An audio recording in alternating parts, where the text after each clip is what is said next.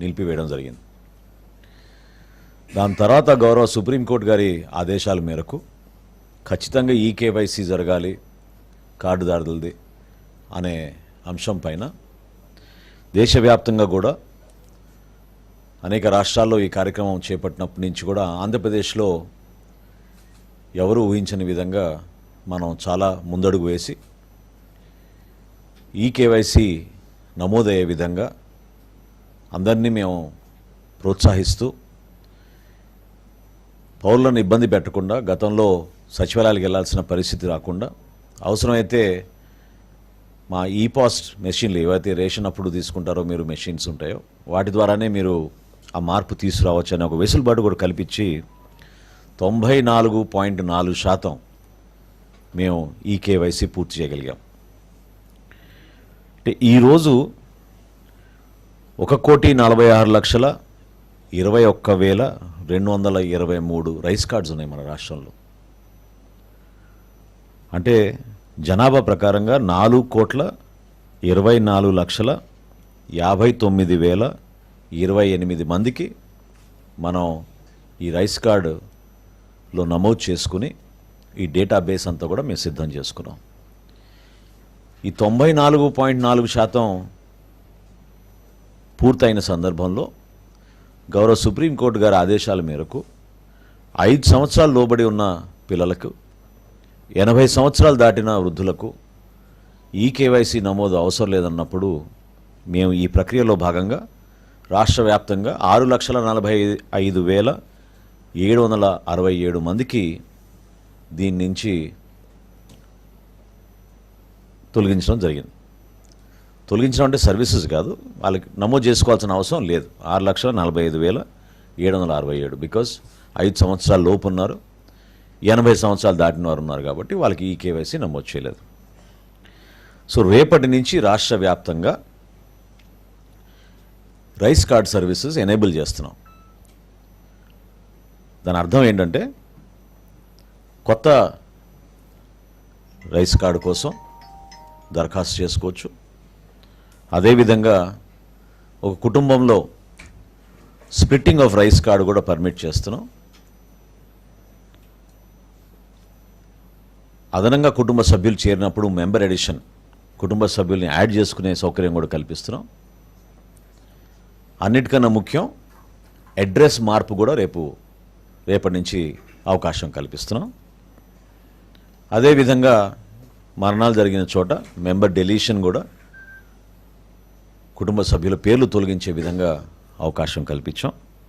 చివరిగా గతంలో మీ అందరికీ తెలుసు, ఈ సందర్భంగా గుర్తు చేస్తున్నాను, గౌరవ ప్రధానమంత్రి నరేంద్ర మోడీ గారి పిలుపు మేరకు దేశవ్యాప్తంగా చాలామంది పౌరులు ఎవరైతే అర్హత లేనివారు ప్రభుత్వం నుంచి సబ్సిడీ పొందుతున్నారో గ్యాస్ సిలిండర్ల పైన స్వచ్ఛందంగా వాళ్ళని ముందుకొచ్చి వాళ్ళ పేర్లు డీరిజిస్టర్ చేసుకోమని ఆయన కోరిక మేరకు దేశం మొత్తం కూడా ఒక అద్భుతమైన కార్యక్రమం జరిగింది. అదేవిధంగా మన రాష్ట్రంలో కూడా ఎవరైనా సరెండర్ చేయాలనుకుంటే కార్డ్స్, దీంట్లో 2 ఉన్నాయి. ఒకటి ఇప్పుడే మా కమిషనర్ గారు కూడా నా దృష్టికి తీసుకొచ్చారు.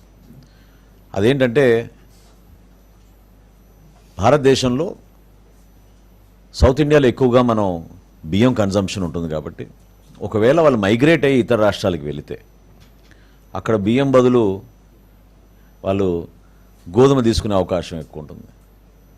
సో ఆ అవకాశం కల్పించడానికి కోసం కూడా ఎవరైనా సరెండర్ చేయాలనుకుంటే మైగ్రేషన్ జరిగితే, ఇంటర్ స్టేట్ మైగ్రేషన్ జరిగితే వాళ్ళకు కూడా ఈ వెసులుబాటు కల్పించే విధంగా సో ఈ 6 సర్వీసెస్, కొత్త రేషన్ కార్డులు, అదేవిధంగా splitting of the card, member addition, అడ్రస్లో మార్పులు, అదేవిధంగా ఎవరైనా మరణిస్తే వాళ్ళ పేర్లు తొలగించే విధంగా, చివరిగా ఎవరైనా సరెండర్ చేయదలుచుకుంటే తప్పకుండా వాళ్ళకు కూడా ఇదొక అవకాశం. ఇప్పటి వరకు మాకు రాష్ట్ర వ్యాప్తంగా నమోదైన రిక్వెస్ట్లు ఈ మార్పుల కోసం 3,27,809. గతంలో నేను ప్రెస్ కాన్ఫరెన్స్ పెట్టినప్పుడు మీ అందరికి కూడా కొత్తగా మేము డిజైన్ చేసిన స్మార్ట్ కార్డు గురించి నేను వివరించాను. అయితే కొంతమందికి పూర్తిగా దాని గురించి సమాచారం రాలేదు కాబట్టి కొన్ని అపోహాలు, ఇది నిజంగానే మిగతా డీటెయిల్స్ ఉన్నాయా లేవా అనే విషయం ప్రస్తావించారు. సో బేసికల్గా ఈ స్మార్ట్ కార్డ్ అనేది దీంట్లో క్యూఆర్ కోడ్ కూడా ఉంటుంది. ఆ సెక్యూరిటీ ఫీచర్స్ గురించి మీకు వివరిస్తూ కుటుంబ సభ్యుల వివరాలు వెనక చాలా క్లియర్గా కనపడేటట్టు బోల్డ్గా సింపుల్ ఫార్మాట్లో ఇది ఒకటి గమనించాలి మీరు. మొట్టమొదటిసారి గౌరవ ముఖ్యమంత్రి గారు అదేవిధంగా గౌరవ ఉప ముఖ్యమంత్రి గారితో సంప్రదించినప్పుడు మన ఎవరి ఫోటోలు లేకుండా పౌరుడికి ఉపయోగపడే విధంగా కేవలం మన చిహ్నాలే పెట్టి మనం ఈ కార్డ్ని రూపొందించుదామని వారు సూచించడం జరిగింది. దానికి అనుగుణంగా ఈ రైస్ కార్డ్ని కొత్తగా డిజైన్ చేసి ఎవరైనా ఎటువంటి సమస్యలు వచ్చినా వాళ్ళకి ఏమైనా సలహాలు ఉన్నా దానికి టోల్ ఫ్రీ నంబర్ కూడా మేము వివరిస్తూ వెనకాల ఈ 1967 అనే నంబర్ పెట్టి వీళ్ళకి వేస్తున్నాం. ఇక్కడ దీంట్లో సెక్యూరిటీ ఫీచర్స్ ఏంటంటే ప్రధానమైంది ఈ క్యూఆర్ కోడ్.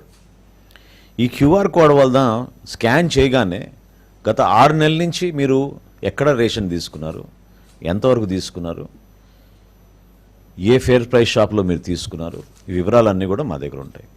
రెండోది ఇంకా ముఖ్యమైనది, ఇది ఆటోమేటిక్గా మా డేటాబేస్కి లింక్ అయింది కాబట్టి ఎవరైనా ఈ సర్వీసెస్ నేను ఇందాక చెప్పినట్టు ఉపయోగించుకుంటే ఆ మార్చుకున్న వివరాలన్నీ కూడా ఇమీడియట్గా ఆటోమేటిక్ అప్డేషన్ మా రికార్డ్స్లో సిస్టంలో ఇమీడియట్గా జమ అవుతాయి. ఈ ప్రధానమైన ఈ 4 ముఖ్య అంశాలు, ఒకటేంటంటే గతంలో మీరు చూసిన పెద్ద రేషన్ కార్డులు వాటిలో ఎవరి ఫోటోలు నింపుకునే ఇబ్బందికరమైన పరిస్థితులు లేకుండా ఖచ్చితంగా పౌరులకి ఇది రాష్ట్ర ప్రభుత్వం కేంద్ర ప్రభుత్వం సహాయంతో కలిసి చేసే కార్యక్రమం కాబట్టి కేంద్ర ప్రభుత్వం రాష్ట్ర ప్రభుత్వం జారీ చేస్తున్న ఆంధ్రప్రదేశ్లో మొట్టమొదటిసారి ఈ స్మార్ట్ కార్డ్ని మేము ఈ ప్రక్రియ పూర్తి అవగానే రైస్ కార్డ్ సర్వీసెస్ 1 నెల పాటు మేము ఓపెన్ చేసి పెడతాం అందరికీ మే నెలలో. సో గ్రామ సచివాలయం వార్డు సచివాలయంలో పోయి నమోదు చేసుకోవచ్చు. అదేవిధంగా ఒక వారం తర్వాత రేపటి నుంచేమో రేపు ఉదయం నుంచే గ్రామ సచివాలయం వార్డు సచివాలయానికి వెళ్ళి ఈ కార్డు గురించి వివరాలు చెక్ చేసుకుని కొత్తవి ఏమైనా ఉంటే వివరాలు మీరు నమోదు చేసుకోవచ్చు. వచ్చే వారం నుంచి ఏ విధంగా రాష్ట్ర వ్యాప్తంగా ఒక మార్పు తీసుకొస్తున్నాం పరిపాలనలో స్మార్ట్ గవర్నెన్స్ ద్వారా వాట్సాప్ ద్వారానే ఈ సర్వీసెస్ ఎనేబుల్ చేస్తున్నాం. సో పౌరులందరికీ కూడా ఈ వెసులుబాటు కల్పించి రాష్ట్ర వ్యాప్తంగా గతంలో మాకున్న సమాచారం మేరకు సుమారు 4,24,59,028 మందికి ఈ కొత్త కార్డ్స్ మేము జమ చేసేటట్టు వాళ్ళకి అందించేటట్టు ఒక అద్భుతమైన కార్యక్రమం జూన్ మాసంలో చేపట్టబోతున్నాం.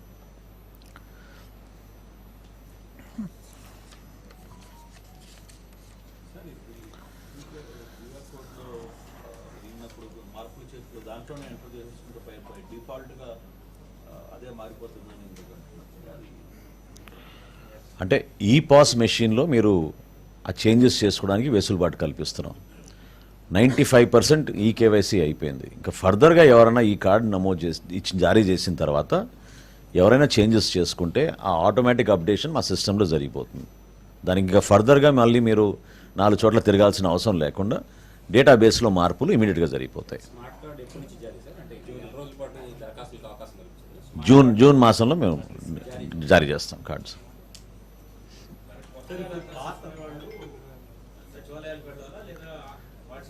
రేపు ఉదయం నుంచి గ్రామ సచివాలయం వార్డు సచివాలయంలో ఈ సర్వీసెస్ ఎనేబుల్ అవుతున్నాయి. వాళ్ళందరూ కూడా పోయి నమోదు చేసుకోవచ్చు, మార్పులు చేయొచ్చు. వచ్చే సోమవారం నుంచి, అంటే ఈ వారం కాకుండా వచ్చే సోమవారం నుంచి కమిషనర్ గారి ఆధ్వర్యంలో ఈ స్మార్ట్ గవర్నెన్స్లో భాగంగా వాట్సాప్ ద్వారానే ఈ సర్వీసెస్ అన్నీ కూడా ఎనేబుల్ చేస్తాం. ఇందాక నేను మీకు చెప్పిన 6 సర్వీసెస్ కూడా నెక్స్ట్ మండే నుంచి నమోదు చేస్తాం. ఆల్రెడీ గవర్నమెంట్ ఒక